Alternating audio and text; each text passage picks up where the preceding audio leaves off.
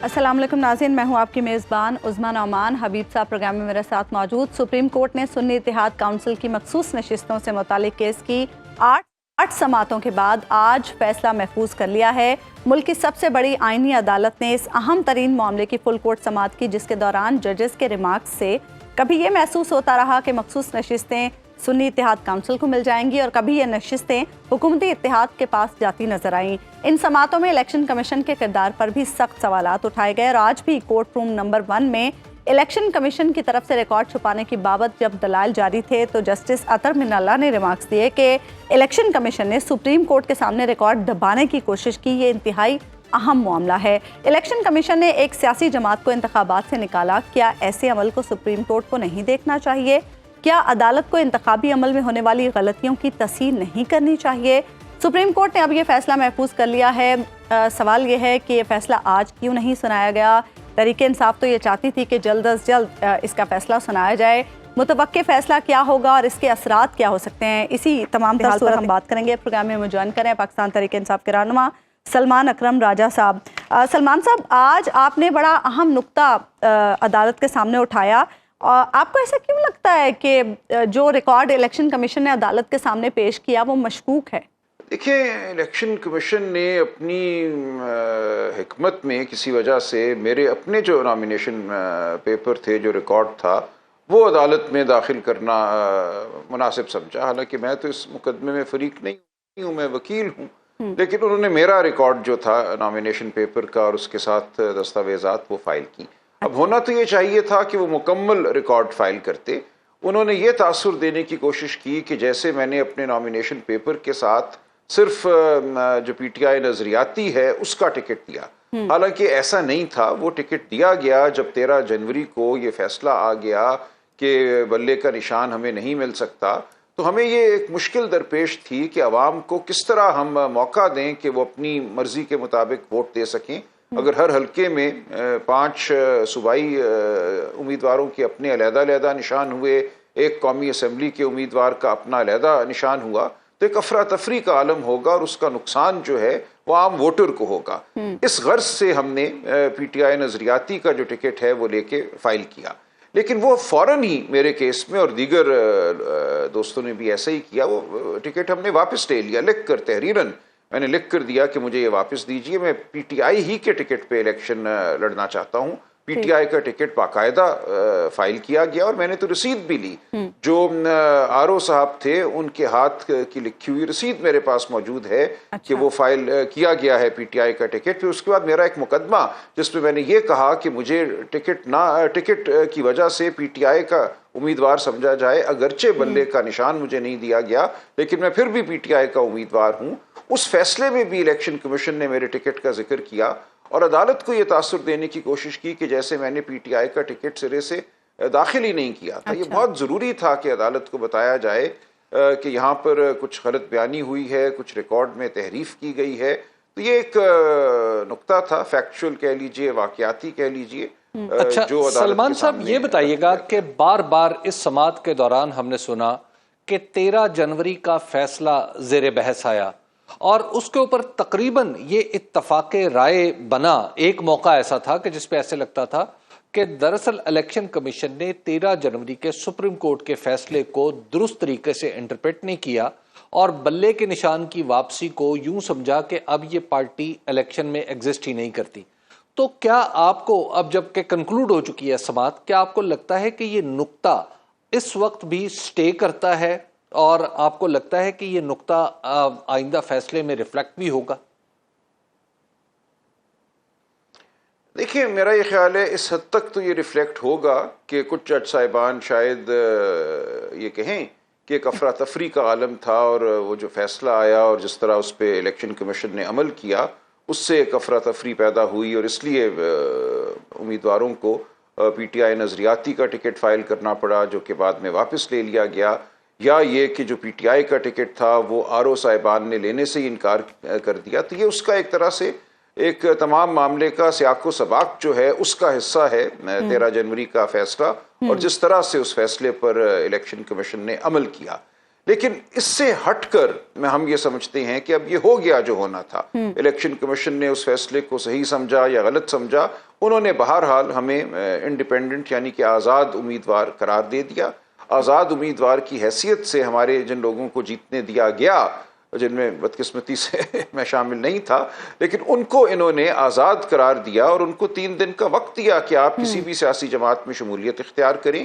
3 دنوں میں ان امیدواروں نے جن کو جتوا دیا گیا تھا یا جن کو جیتا ہوا مانا گیا تھا، ان امیدواروں نے سنی اتحاد کونسل کو جوائن کیا. الیکشن کمیشن نے ان کے اس جوائن کرنے کو قبول کیا، اور اس کے بعد 3 دن گزرنے کے بعد ان امیدواروں نے جب یہ کہا کہ بطور سنی اتحاد کونسل ہمیں ریزروڈ سیٹس دی جائیں، تو وہاں الیکشن کمیشن نے انکار کر دیا.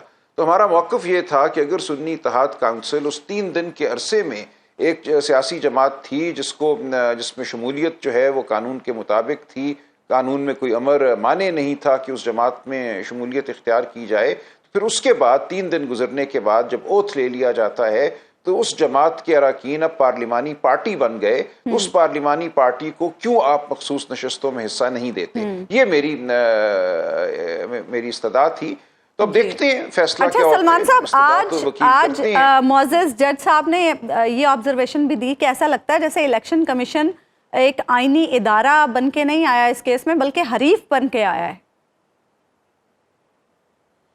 جی، ہمارا تو یہی موقف رہا ہے نا. اس تمام عمل میں ہم تو یہ کہتے ہیں کہ ہمارا ملزم یا ہمارا مجرم جو ہے وہ الیکشن کمیشن ہے. اگرچہ وہ ایک آئینی ادارہ ہے، اگرچہ آئین یہ توقع کرتا ہے کہ وہ غیر جانبداری سے کام کریں گے، لیکن جس زور و شور سے انہوں نے عدالت میں بھی اور الیکشن کمیشن کے اندر بھی ہماری مخالفت کی ہے، ہمارے جو ریزرو سیٹس کا حق ہے اس کی مخالفت کی ہے، جبکہ 2019 میں ایسی ہی صورتحال میں بلوچستان عوامی پارٹی کو مخصوص نشستیں دی گئیں. انہوں نے کوئی سیٹ نہیں جیتی تھی الیکشن کے دوران، کوئی انہوں نے لسٹ جمع نہیں کرائی تھی، لیکن بعد میں ان کو لسٹ کا موقع بھی دیا گیا اور ان کو ریزرو سیٹس بھی دی گئیں. تو ہمارا یہی موقف تھا کہ آئین میں ایسی کوئی بندش نہیں ہے، اور جو قانون میں لکھا گیا ہے کہ لسٹس دی جائیں گی، وہ لسٹس الیکشن کے بعد بھی دی جا سکتی ہیں، تاکہ جو اسمبلی ہے وہ متناسب نمائندگی کی بنیاد پر عوام کی جو رائے ہے اس کو ریفلیکٹ کرے، اس کی غماز ہو. یہ نہ ہو کہ آپ 3 سیٹیں الیکشن میں جیتنے والے کو 30 مخصوص نشستیں دے دیں. اس سے پورا توازن جو ہے پارلیمان کا وہ بگڑ جائے گا، اور پارلیمان عوام کی جو رائے ہے اس کو ظاہر کرنے میں ناکام ہو جائے گی. لہٰذا پروپورشنل ریپرزنٹیشن کا جو بنیادی اصول ہے، ایک اور جو آئین میں سوال دیا یہاں گیا پہ ہے، اٹھتا ہے کہ یہاں پر جو مخصوص نشستیں ہیں ان کے ذریعے موجودہ حکومتی اتحاد کو آئین میں ترمیم کا حق بھی مل جاتا ہے یا اتنی تقویت مل جاتی ہے، جبکہ الیکٹریٹ کا فیصلہ یہ نہیں تھا، اور یہ آئین میں ترمیم کرنے کی قوت وہ اضافی طور پر انہی نشستوں کی صورت میں مل سکتی ہے جو کہ ان کی نہیں بنتی تھی لیکن انہیں مل گئیں. وہ ظاہر ہے آپ کی کمزوری ہو سکتی ہے یا قانون کی کمزوری، الیکشن کمیشن جس پہ بھی ہو اس کا حتمی فیصلہ عدالت کرے گی. یہ بتائیں، میں آپ سے جو اس پس منظر میں ایک سوال اٹھتا ہے کہ کچھ عرصہ پہلے اسلام آباد ہائی کورٹ کے ججز نے لکھ کے دیا تھا کہ حکومت یا حکومتی ادارے ان پر اثر انداز ہونے کی کوشش کرتے رہے ہیں. یہاں پر آئینی ترمیم کا مسئلہ ہے، کہیں خدا نخواستہ ایسی کوئی کوشش آپ قانون دان ہیں حکومت کر سکتی ہے؟ دیکھیں، کوشش تو کر سکتی ہے حکومت یا ادارے. اگر وہ اسلام آباد ہائی کورٹ کے حوالے سے کر سکتے ہیں تو کسی بھی عدالت کے حوالے سے کر سکتے ہیں، لیکن ظاہر ہے یہ ایک مفروضہ ہوگا. اور یہ آپ نے بالکل ٹھیک کہا کہ اس مقدمے کی جو بڑی اہمیت ہے وہ یہی ہے کہ اس کے نتیجے میں آئین میں ترمیم کرنے کا حق ان لوگوں کو مل جاتا ہے جن کو یہ حق عوام نے نہیں دیا. تو یہ انتہائی، میں سمجھتا ہوں، ایک آئین پاکستان کے ساتھ مذاق ہوگا، پورے جمہوری عمل پر ایک حملہ ہوگا اگر ان کو یہ حق دے دیا جائے، اور یہی ہمارا مقدمہ ہے عدالت کے سامنے. اچھا سلمان اکرم رضا صاحب، یہ بتائیے گا کہ اب جو آپ کو کیا لگتا ہے، پہلے دن کی سماعت کچھ ایسا لگتا تھا کہ ہاسٹائل ہے سنی اتحاد کونسل یا پی ٹی آئی کے لیے، اس کے بعد ایک موقع آیا کہ سنی اتحاد کونسل اور پی ٹی آئی کا اصل میں کیا تعلق ہے، اس پہ بحث شروع ہو گئی، اور پھر یہ سوال اٹھا کہ سنی اتحاد کونسل کیا ٹیکنیکلی سنی اتحاد کونسل ہو بھی سکتی ہے یا نہیں ہو سکتی. تو کیا اس میں آپ دیکھ رہے ہیں کہ ایک امکان یہ بھی ہو کہ واپس اس پوزیشن پہ چلے جائیں آپ لوگ کہ جہاں پہ آپ کے سامنے یہ چانس ہو کہ آپ کے پاس مزید 3 دن ہے اور اب آپ فیصلہ کریں آپ نے کس پارٹی کو اختیار کرنا ہے؟ دیکھیں یہ گفتگو ہوئی ہے، کچھ جج صاحبان نے پوچھا کہ کیا ایسا ہو سکتا ہے، لیکن میں اب کچھ کہہ نہیں سکتا کہ کیا ہم وہاں چلے جائیں گے۔ ہمارا مقدمہ تو یہی تھا کہ ہمیں چونکہ آزاد قرار دیا گیا، اسی حیثیت میں ہم نے سنی اتحاد کونسل میں شمولیت اختیار کی اور سنی اتحاد کونسل کو ہی اب پارلیمانی پارٹی مان کر یا ایک پولیٹیکل پارٹی مان کر جو مخصوص نشستیں ہیں ان میں حصہ دیا جائے۔ اگر عدالت اس سے ہٹ کے کوئی بات کرتی ہے، کہتی ہے کہ ہم 13 جنوری سے پہلے چلے جاتے ہیں، جو ایک کیفیت پیدا ہوئی اس فیصلے کی وجہ سے یا اس فیصلے کے اطلاق کی وجہ سے، اس کیفیت کو ہم ختم کرتے ہیں اور آپ کو پھر حق دیتے ہیں کہ بطور پی ٹی آئی آپ نشستیں مانگیں، تو یہ ممکن ہے، لیکن اس وقت کچھ کہنا مشکل ہے کہ کیا ایسا ہوگا۔ اچھا سلمان صاحب، عدت کیس والے معاملے کی بات کر لیتے ہیں۔ اب اسلام آباد ہائی کورٹ کی طرف سے جو ہدایات دی گئی ہیں سیشن کورٹ کو 12 جولائی تک فیصلہ سنانا ہے، تو کیا آپ کو لگ رہا ہے جو سچویشن آج عدالت میں جو معاملات ہوئے، کیا ریلیف مل سکتا ہے خان صاحب کو؟ دیکھیں 2 باتیں، ایک تو آج پھر کوشش کی گئی اس معاملے کو التوا میں ڈالنے کی۔ میں ریزروڈ سیٹس کے مقدمے سے پہلے صبح اسلام آباد ہائی کورٹ میں عدت کے معاملے میں پیش ہوا، وہاں درخواست دی گئی کہ اس معاملے کو 30 ستمبر تک ملتوی کر دیا جائے فیصلہ سنانے کو۔ ہم نے اس کی مخالفت کی اور عدالت نے بات ہماری مانی اور اپنے فیصلے پہ کھڑی رہی کہ اس مقدمے کا فیصلہ بہرحال 12 جولائی تک ہونا ہے۔ اب 12 جولائی تک جو بھی فیصلہ ہوگا اس کے بعد ہم یا دوسرا فریق آگے عدالت میں جائیں گے، ہائی کورٹ میں جائیں گے۔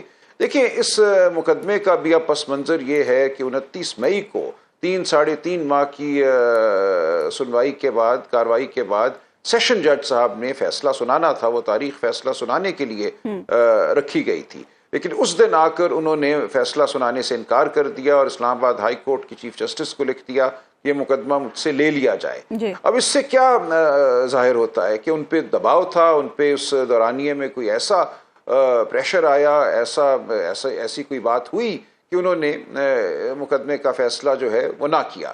اب اس سے ہمارے ظاہر ہے 3.5 ماہ کا جو عرصہ ہے وہ ضائع ہوا۔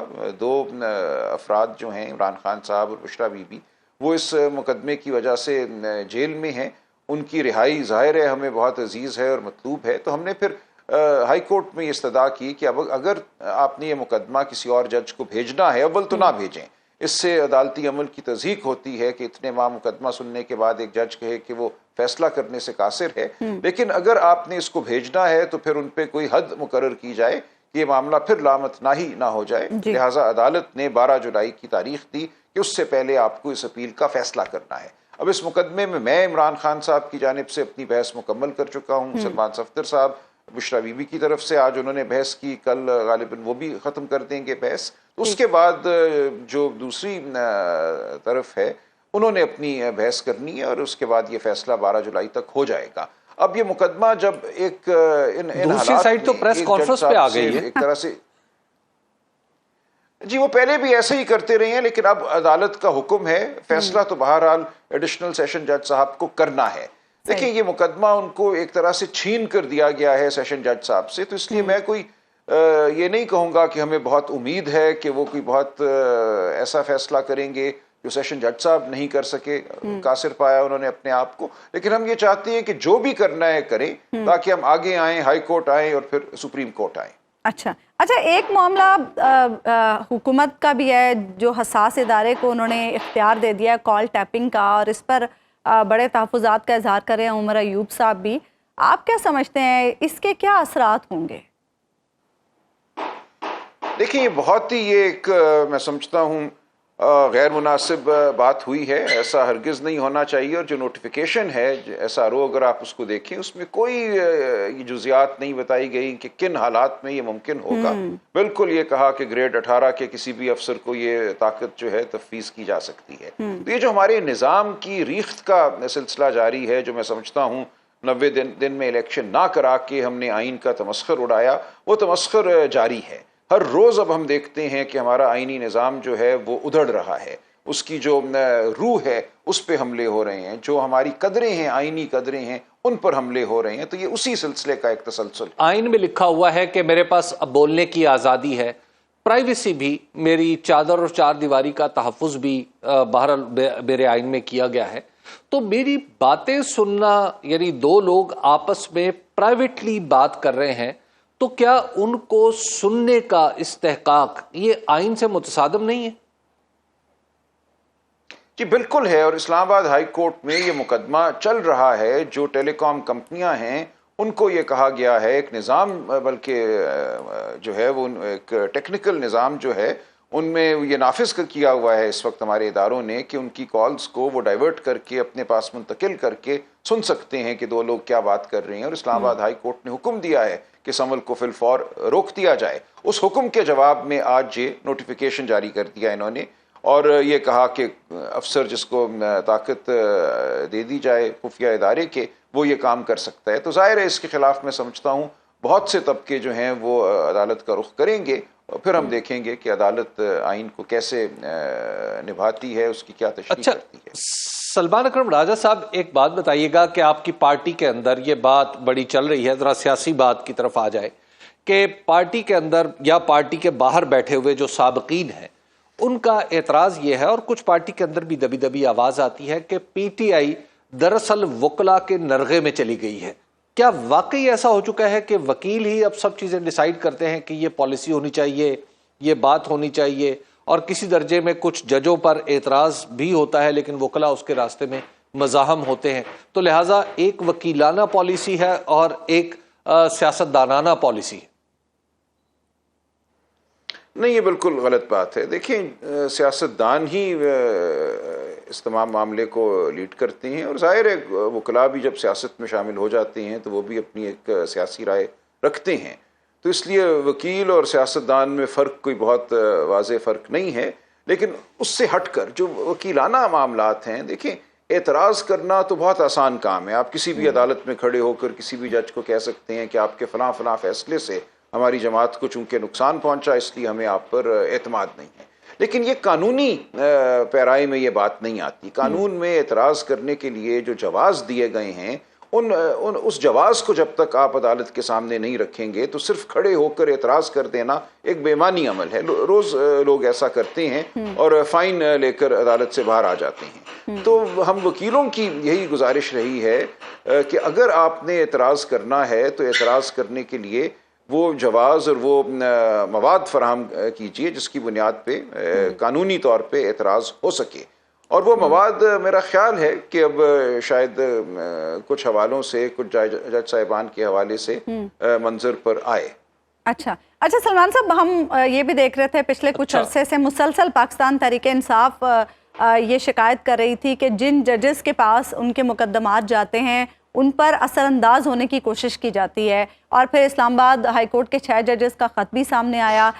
کل پاکستان بار کونسل اور اسلام آباد ہائی کورٹ بار نے جو پریس کانفرنس کی ان کے رہنماؤں نے، اور جو ایک اعلامیہ جاری کیا گیا، اسے آپ کیسے دیکھتے ہیں؟ آپ کو کیا لگتا ہے کہ اس سے کیا بہتری آئے گی، کیا فرق پڑے گا؟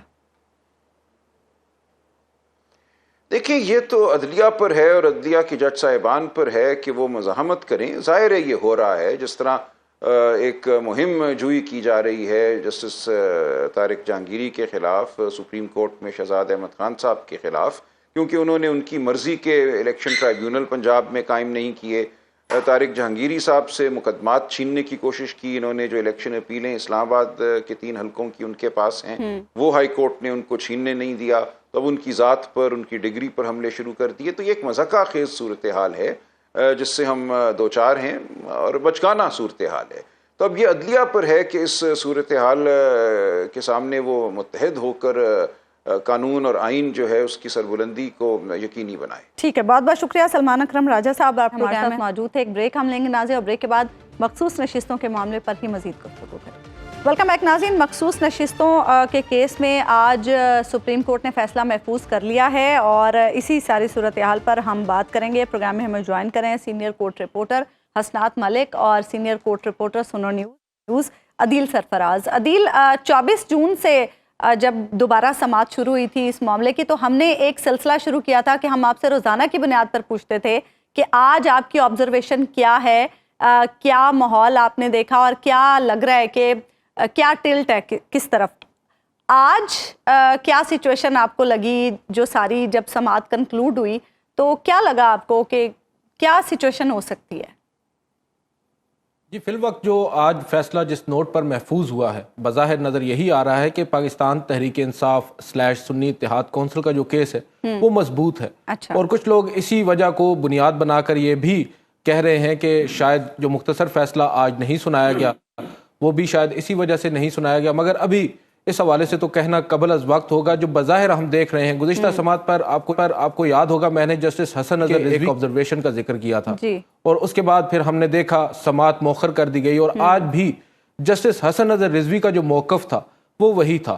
آج انہوں نے ایک انتہائی اہم سوال رکھا. جب چیف جسٹس قاضی فائز عیسیٰ نے لیٹر آف دا کانسٹیٹیوشن کا ذکر کیا تو انہوں نے وکیل سنی اتحاد کونسل سے یہ استفسار کیا، کیا لیٹر آف دا کانسٹیٹیوشن میں یہ لکھا ہے کہ سنی اتحاد جو مخصوص نشستیں سنی اتحاد کونسل کو نہیں ملی وہ دیگر سیاسی جماعتوں کو مل جائیں گی؟ آبویسلی اس کا جواب نفی میں تھا. اس سے یہ تاثر ملا کہ شاید جسٹس حسن نظر رضوی بھی اب اس طرف کھڑے ہیں جہاں پر جسٹس اطہر من اللہ، جسٹس منیب اختر، جسٹس منصور علی شاہ اور دیگر ججز صاحبان کھڑے ہیں، جو اس وقت اکثریت میں بھی ہمیں نظر آتے ہیں. حسنات، آج کے فیصلے کو محفوظ کر لیا گیا. محفوظ فیصلے کے بعد یہ بتائیے کہ کیا ہوتا ہے؟ کیا اکٹھے بیٹھتے ہیں 13 لوگ اکٹھے بیٹھیں گے اور پھر فیصلہ کریں گے، یا کیا ہوگا؟ یہ ججز کے درمیان، بلکہ جب یہ بینچ اٹھ کے جا رہا تھا تو اس وقت بھی ہم نے دیکھا کہ مشاورت جسٹس منیب اور جسٹس قاضی فیصل کے درمیان ہوئی ہے. اور وہ اب کیونکہ وہاں آواز نہیں آ رہی تھی، کیونکہ جسٹس قاضی فیصل کہہ رہے تھے کہ ججمنٹ ریزرو ہے، تو اس پہ جسٹس منیب جو بظاہر یہ لگ رہا تھا کہ وہ کہہ رہے تھے کہ ہم کوشش کریں کہ آج ہی دیکھتے ہیں کہ اس پہ کہ آج ہم سنا سکتے ہیں یا نہیں. تو پھر یہ تھا کہ جی جسٹس قاضی فیصل نے کہا جی ہم پھر آپ کو بتاتے ہیں کہ اگر شارٹ آرڈر جاری کرنا ہوا یہ ڈیٹیل ہی آئے گا.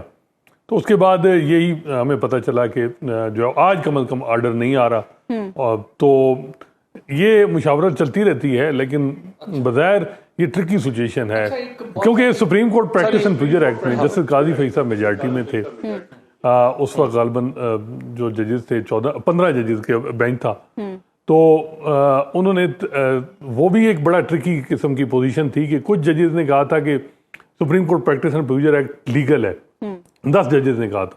ان میں سے 2 ججز نے کہا کہ ماضی سے اطلاق نہیں ہو سکتا. تیسرے نے ایک جج نے کہا کہ جی جو ہے وہ ماضی سے ہو سکتا ہے لیکن جو رائٹ آف اپیل ہے وہ نہیں دی جا سکتی. تو 5 ججز نے کہا کہ نہیں وہ انکانسٹیٹیوشنل ہے. لیکن وہ اتنا یعنی ایک کمپلیکیٹڈ پوزیشن تھی، لیکن اسی دن ججمنٹ اناؤنس ہوئی. آج جسٹس قاضی فیصل بظاہر یہ لگ رہا ہے کہ میرا خیال ہے کہ وہ ان کی جو اوپینین تھی اس کیس میں وہ اس کو میجارٹی کی سپورٹ نہیں تھی، جس کی وجہ سے یہ ہم لگ رہا ہے کہ مے بی اب ججز جو ہیں وہ اپنی پوزیشن تھوڑا جب یہ آپس میں بات چیت کرتے ہیں تو پھر اپنی جو مین جو پوزیشن لی ہوتی ہے ہیئرنگ کے دوران اس سے تھوڑا پیچھے آتے ہیں، دوسرے ججز جو ہیں تھوڑا آگے جاتے ہیں، تو پھر ایک کنسنسس بنتا ہے. یہ بتائیے گا کہ جو اگر ہم دیکھیں عدالت کے سامنے ظاہر مقدمہ تو سادہ سا ہے کہ جناب نشستیں کس کو ملنی ہیں، لیکن بیچ میں ہم نے دیکھا یہ سوال بھی آ گیا کہ سنی اتحاد کونسل بنی تھی تو بنی کیوں تھی؟ الیکشن کمیشن نے 13 جنوری کے فیصلے کی درست تشریح کی تھی یا نہیں کی تھی؟ اچھا، پی ٹی آئی کو سمبل لیا گیا تھا پی ٹی آئی سے، لیکن کیا پی ٹی آئی بطور جماعت تھی یا نہیں تھی؟ ایک مفروضہ یہ بھی قائم ہو گیا کہ جناب اگر یہ جو آزاد جیت کے آئے ہیں یہ خالی پی ٹی آئی میں ہی شامل ہو جاتے تو ان کی پوزیشن زیادہ بہتر ہو جاتی. اب یہ بتائیے گا کہ کیا یہ سارے ایشوز ہیں ان کا جواب آئے گا یا صرف ایک ہی سادہ سا جواب آئے گا؟ اور پھر ہر ایشو پہ کیا دیکھ سکتے ہیں کہ ایشو نمبر 1 پہ کچھ لوگ اکثریت میں ہوں اور ایشو نمبر 2 پہ کچھ لوگ اکثریت میں ہوں؟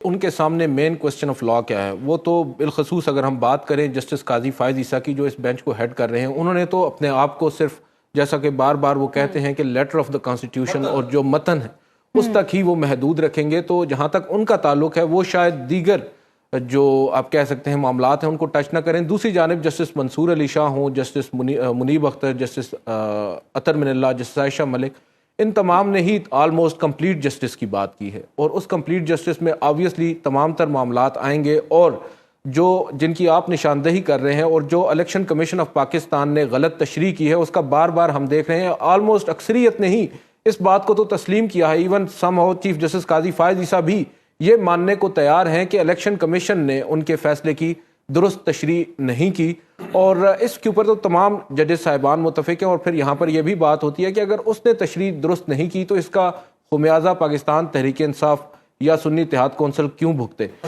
جب یہ نقطہ طے شدہ ہو جاتا ہے, فرض کیا کہ تمام جج صاحبان اس نقطے پہ متفق ہے کہ تشریح درست نہیں ہے 13 جنوری کے فیصلے کی, تو پھر تو مسئلہ حل نہیں ہو گیا. ویسے حل ہونا چاہیے, لیکن مراد یہ کہ پی ٹی آئی کو سیٹیں جاتی. بالکل, وہ جسٹس قاضی فیصلہ کہتے ہیں کہ پی ٹی آئی ہمارے سامنے نہیں ہے, ہمارے سامنے تو سنی اتحاد کونسل کا کیس ہے. کیا سنی اتحاد کونسل لیگلی اس کو ہم کہہ سکتے ہیں کہ اس کو ریزرو سیٹیں مل سکتی ہیں یا نہیں؟ وہ اس طرف جاتے ہیں. اس کا جواب یہ آتا ہے کہ جی آرٹیکل 187 اور 184(3) کا استعمال کریں, لیکن جسٹس قاضی فیصلہ کہتے ہیں کہ ہم نے ٹیکس کو فالو کرنا ہے, ٹیکس بڑا واضح ہے. حالانکہ آج جیسے حسن رضوی نے کہا کہ ٹیکس میں کہیں نہیں لکھا کہ یہ جو سیٹیں 78 سیٹیں ہیں یہ دوسری حکمران جماعتوں کو دے دی جائیں, یہ کہیں نہیں لکھا ہوا. تو بظاہر یہ لگ رہا ہے کہ کوئی مڈل وے نکالا جائے گا اور کچھ ایسی کوشش ہوگی. وہ یہ ہے کہ جی نہ سیٹیں یہ جو ہے وہ حکمران جماعتوں کو دی جائیں, نہ یہ پی ٹی آئی سنی اتحاد کونسل کو دی جائیں, یا معاملہ پارلیمنٹ کو ریفر کر دیا جائے اور کہا جائے کہ جی آپ اس پہ کانسٹیٹیوشن امینڈمنٹ کریں. کوئی اور یا پھر یہ ہو سکتا ہے کہ جی جو کچھ ججز کی یہ بھی خواہش ہوگی کہ ہاؤس جو ہے وہ انکمپلیٹ نہیں رہ سکتا, تو جو 336 کا ایوان ہے اس کو 313 کر دیں. اور اصل جو جیس مین ہے وہ ہے اس کیس میں جو سسپینس اور جو وہ کانسٹیٹیوشن امینڈمنٹ ہے. نہیں, یہ آرٹیکل عدیل یہ نیا پھر کانسٹیٹیوشن لکھ دیا جائے گا بھائی. لیٹر میں تو لیٹر اینڈ اسپرٹ میں تو کچھ اور, لیٹر میں تو کچھ اور ہے. اس کیس میں بھی ان کی بائیں جانب بیٹھے جسٹس منیب اختر کو پوائنٹ آؤٹ کیے بغیر دبے الفاظ میں انہوں نے ہمیشہ 63A میں جو آئین کو ری رائٹ اپیرنٹلی کیا گیا ہے اس کا تذکرہ ضرور کیا ہے, اور اس کیس میں بار بار وہ یہ کہہ رہے ہیں کہ ہم نے آئین کو ری رائٹ نہیں کرنا. اب اگر اس پلان کو, جس کو اپیرنٹلی پلان بی بھی کہا جا رہا ہے, اس کے اوپر وہ جاتے ہیں اور جس طرح سعد صاحب ابھی بتا رہے ہیں, اگر اس طرح ہوتا ہے کہ جو ریشو ہے اس کو ہی کم کر دیا جائے جو کل نشستیں ہیں پارلیمان کے اندر, اس سے تو پھر باقاعدہ طور پر چیف جسٹس قاضی فائز عیسیٰ اپنے ہی کہے ہوئے الفاظ سے پیچھے ہٹیں گے اور پھر وہی سب کچھ کریں گے جس کا معذرت کے ساتھ وہ تانا اپنے بائیں جانب بیٹھے جج کو دیتے ہیں جب آئین کو آپ ری رائٹ کر دیں گے. اس میں تو بظاہر نظر نہیں آ رہا کہ یہ کوئی آئین کی تشریح بھی آپ کر رہے ہوں گے, کیونکہ اس وقت تو کوسچن آف لا بھی وہ نہیں ہے.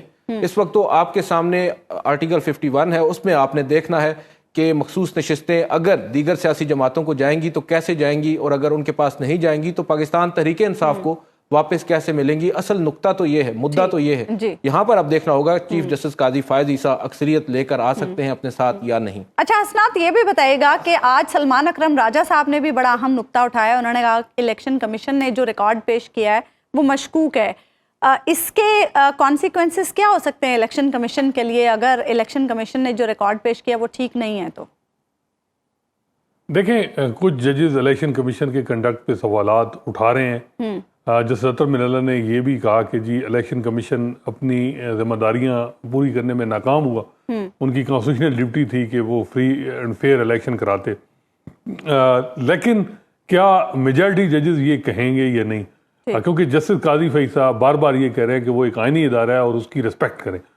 تو اب یہ ہے کہ اگر الیکشن کمیشن سے میجارٹی ججز ان کے کنڈکٹ پہ سیریس قسم کے سوالات اٹھاتے ہیں تو پھر جو الیکشن ہو گیا ہے 2024 کا, اس پہ بھی سوالات اٹھیں گے, اور پھر جو موجودہ الیکشن کمیشن ہے اس پہ بھی سوال اٹھیں گے کہ کیا وہ ان کو رہنا بھی چاہیے یا گھر جانا چاہیے. چیف جسٹس صاحب نے تو آج 2018 کے انتخابات پر بھی سوال اٹھایا ہے. یہ لگ رہا ہے کہ جسٹس قاضی فیصل جو ہیں وہ اس بات یا اس اوپینین کو ماننے کو تیار نہیں ہے کہ الیکشن کمیشن کا کنڈکٹ میں کوئی مسئلہ ہے. وہ صرف ایک بات یہ کرتے ہیں کہ میرے فیصلے کی انٹرپریٹیشن غلط ہوئی ہے جنوری 13 کی, لیکن اس کے علاوہ ان کو کوئی مسئلہ نہیں ہے الیکشن کمیشن سے. بار بار اطہر من اللہ صاحب سوال کر رہے ہیں کہ جناب الیکشن کی کوالٹی پہ بھی بات ہونی چاہیے، اس کے لیے غالباً ایک الگ سے درخواست بھی موجود ہے. تو کیا یہ جو ان کی بار بار کا کہنا ہے، کیا یہ بھی سمجھا جائے کہ کہیں ریفلیکٹ ہوگا؟ ان کی بات وہ ایک منارٹی اوپینین ہے جس اطہر من اللہ باقی تمام حدود تک بھی، اور کہ جی اوور آل بھی اگر آپ دیکھیں کہ وہ جو الیکشن کمیشن پہ ان کے بڑے سیریس قسم کی ریزرویشن ہے. لیکن جو پٹیشن ٹیک اپ ہونی ہے وہ کمیٹی نے اس کو ڈیسائیڈ کرنا ہے. کمیٹی میں چیف جسٹس کا اپر ہینڈ ہے، کیونکہ انہوں نے پرپوز کرنا ہوتا ہے کہ جی ایجنڈا کمیٹی کا انہوں نے دینا ہوتا ہے، رجسٹرار نے دینا ہوتا ہے. تو دیکھیں میرا خیال ہے کہ کم از کم یہ پٹیشن اگر لگی بھی تو جس طرح کی بات ہو رہی ہے کہ آرٹیکل 225 226 بڑا کلیئر ہے کہ الیکشن ٹریبیونل بن گئے ہیں جی، اب یہ چیزیں جو ہیں وہ اس قسم کی نہیں آ سکتی. حالانکہ 2013 کا الیکشن میں اس انکوائری ہوئی ہے اور سٹنگ سپریم کورٹ کے ججز نے اس کو پروب کیا ہے. اب دیکھنا ہے کہ اس میں چیف جسٹس قاضی فیصل کی اوپینین بہت امپورٹنٹ ہے کہ الیکشن کے حوالے سے کہ الیکشن کے، لیکن انہوں نے آج یہ کہا کہ جی 2018 میں بھی تو یہی ہوا تھا، کیا 2018 بھی ہم کھول دیں؟ جیسے اطہر من اللہ نے اس کے جواب میں کہا کہ جی وہاں اگر غلط ہو گیا اب بھی غلط ہوا، کیا ہم ہر دفعہ یہ غلطیاں دہراتے رہیں گے؟ اب ہم خاموش رہیں گے؟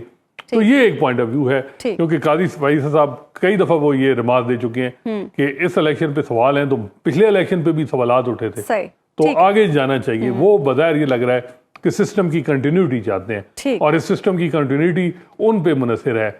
بظاہر یہ لگ رہا ہے عدلیہ میں بہت بڑی سپورٹ ہے سسٹم کو. ٹھیک ہے، بہت بہت شکریہ حسنات ملک اور عادل سرفراز، آپ دونوں ہمارے ساتھ موجود ہیں. ایک بریک ہم لیں گے ناظرین، اور بریک کے بعد واپس آئیں گے تو بات کریں گے عدت کی. ویلکم بیک ناظرین. مخصوص نشستوں کے معاملے پر ہم نے ڈیٹیل گفتگو کی حسنات ملک اور عادل سرفراز سے. اس سے پہلے سلمان اکرم راجہ صاحب سے بھی بات کی. حبیب صاحب، آپ کو کیا لگ رہا ہے، پی ٹی آئی کو نشستیں مل سکیں گی، یعنی سنی اتحاد کونسل کو؟ دستور کا جوہر تو اسی بات کا متقاضی ہے کہ یہ نشستیں سنی اتحاد کونسل یا پاکستان تحریک انصاف کو ملے، کیونکہ پاکستان کی تاریخ کا یہ سب سے بڑا پولیٹیکل فیکٹ ہے کہ ایک پارٹی سے انتخابات سے چند دن پہلے اس کا سمبل لیا گیا، اس پارٹی کو یکا یک عملی طور پر ختم کر دیا گیا. اس کے امیدواروں نے اسی پارٹی کے لیڈر کی یعنی عمران خان کی تصویر اپنے پوسٹر پر لگائی، اس کا سبز اور سرخ رنگ اپنے جھنڈوں، اس کے جھنڈے اپنی الیکشن کیمپین میں استعمال کیے، اور ساری کی ساری الیکشن کیمپین پاکستان تحریک انصاف کی چلی، جس کو بعد میں مجبوراً ایک چولا پہننا پڑا سنی اتحاد کونسل کا. اب اگر آپ اس بحث میں پڑے رہیں کہ سنی اتحاد کونسل کیا پی ٹی آئی ہے یا پی ٹی آئی کیا سنی اتحاد کونسل کا چولا پہن کے واقعی سنی اتحاد کونسل بن چکی ہے اور کل کو اس میں لڑائی ہو جائے گی، یہ ہو جائے گا، وہ ہو جائے گا، تو یہ ٹیکنیکل چیزیں ہیں. یہ جو ٹیکنیکل چیزیں ہوتی ہیں نا، دیکھیے عظما، قانون کے تین مدارج ہیں.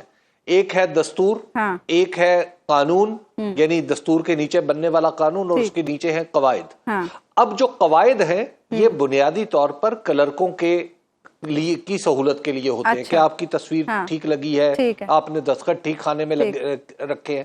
ایگزیکٹو کے لیے ٹیکنیکل بحث تو حبیب صاحب ہو گئی، ٹیکنیکل بحث تو ہو گئی نا عدالت میں بھی سپریم کورٹ نے. تو اب آپ کو لگ کیا رہا ہے، مل جائیں گی نہیں ملیں گی؟ دیکھیے مجھے تو ایسا لگتا ہے کہ دستور کے جوہر کے مطابق اور پھر جو جس طرح سماعت کنکلوڈ ہوئی ہے، مجھے تو اس سے لگتا ہے کہ یہ جو نشستیں ہیں یہ تحریک انصاف یا سنی اتحاد کونسل، آپ جس ان کو جو بھی نام دے لیں، اصل میں تو ایک ہی ہیں، تو ان کی طرف ہی جاتی ہوئی لگتی ہیں. مجھے ایسا لگ رہا ہے کہ اب حکومتی اتحاد ان نشستوں سے محروم ہو جائے. اچھا ٹھیک ہے. حبیب صاحب، آج خاور مانی کا پریس کانفرنس کی، بڑے آپ دیدہ بھی ہوئے، پہلے سن لیتے ہیں انہوں نے کیا کہا، پھر بات کرتے ہیں. کیا ضرورت پڑ گئی تھی ان کو کہ 39 دن فٹافٹ نکاح کر لیں؟ اگر آپ کو اتنی جلدی تھی اس کی قوم کو وجہ تو بتا دیں. پہلے کو نکاح ہوا، 7 جنوری کو وہ ڈینائی کر رہے ہیں کہ ایسا کوئی نہیں ہوا، نکاح ہوا ہی نہیں ہے. ایک نکاح اور کیا 18 فروری کو، دوبارہ کیوں کرنا پڑا؟ کوئی چیز غلط ہوئی ہے تو دوبارہ کیا. اس کے گھر والوں کو علم نہیں تھا کہ ڈائیورس ہو چکا. حبیب صاحب، 12 جولائی کو فیصلہ آنا ہے اس معاملے پر. 9 جولائی کو خاور مانیکا صاحب ٹی وی چینلز پر پریس کانفرنس کرتے ہوئے آپ دیدہ ہو رہے ہیں، اس کا مطلب کیا ہے؟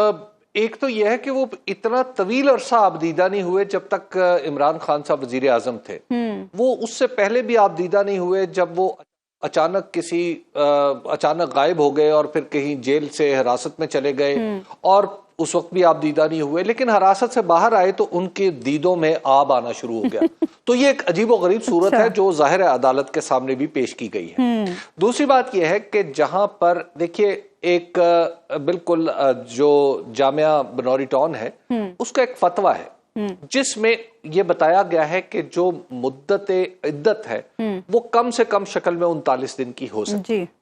اب جب یہ 39 اور قرآن کے الفاظ، میں کوئی ماہر نہیں ہوں، میں علوم اسلامیہ کا ایک ادنا طالب علم ہوں، اور قرآن کے الفاظ بھی اسی پر دلالت کرتے ہیں کہ جی ہاں 39 دن کا امکان موجود ہے جس کے اندر وہ تمام مدارج مکمل ہو جائے جن کا ذکر قرآن مجید اور فرقان حمید میں ہے. اب یہ کہہ رہے ہیں کہ جناب یہ تو قوم کو بتائیں اور اس کو بتائیں اور اس کو بتائیں. مجھے تو سمجھ نہیں آتا کہ عدت جیسا مسئلہ ہے اس کے بارے میں قوم کو بتانے کی کیا ضرورت ہے کہ 39 دن 40 دن 45 دن، یا جب نکاح ہو گیا، جب عدت کی مدت 39 دن کم از کم گزر گئے، نکاح ہو گیا، تو اس کے بعد اس کو قوم کو کیا بتا دیں، آپ بتانے کے لیے کافی ہیں. تیسری بات یہ ہے کہ میرا خیال یہ ہے کہ میں کسی کو کوئی کچھ کہنا تو نہیں چاہتا، لیکن اللہ تعالیٰ سب گھروں کو بستہ رکھے. لیکن جو لوگ اس طرح کے دلائل دیتے ہیں نا عظما، ان کو یعنی اپنی سابقہ بیوی کے بارے میں آ کے اس طرح برسر عام گفتگو کرتے ہیں، ان کو قرآن کی وہاں پر جن آیات کا حوالہ دیا جاتا ہے کہ جناب عدت کا مدت یہ ہے، وہاں پہ ان شوہروں کے بارے میں بھی پڑھ لیں جو اپنی بیویوں کو تنگ کرتے ہیں طلاق کے بعد. وہاں پر کیا ہے، ان کے بارے میں کیا وعید ہے. صحیح. کیا وہ پسندیدہ شخص کے طور پہ اس میں پینٹ ہوئے ہیں یا ان کا نام ناپسندیدہ افراد کے حوالے سے. ٹھیک ہے، بالکل یہ دیکھنا چاہیے. جب آپ کے پاس کوئی آرگومنٹ نہیں رہا، جب کوئی آرگومنٹ نہیں رہا اور آپ 1400 سال کی تاریخ بدلنے چلے ہیں، میں یہ سمجھتا ہوں، چلیے خاور مانیکا صاحب کو میں کوئی اس قدر اہم نہیں سمجھتا کہ ان کی بنیاد پہ آپ عدت کے جو پرنسپلز ہیں ان کو تبدیل کر دیں، اور جو شادی میں ڈھل چکا ہوا رشتہ ہے اس کے اوپر آپ فراڈ کا الزام لگائیں، اس کے اوپر سزا دیں. میرے خیال میں ایسے جی دیکھیے، میں آپ کو عرض کروں، میں اس بات پہ بالکل واضح ہوں کہ جن جج صاحب نے عدت کے مسئلے کے اوپر سزا سنائی ہے ان جج صاحب کا احتساب ہونا چاہیے قانونی طور پر. ٹھیک ہے، پروگرام کا وقت ختم ہوا. ناظرین، آپ سے ملاقات ہوگی انشاءاللہ کل اللہ نے کے بعد.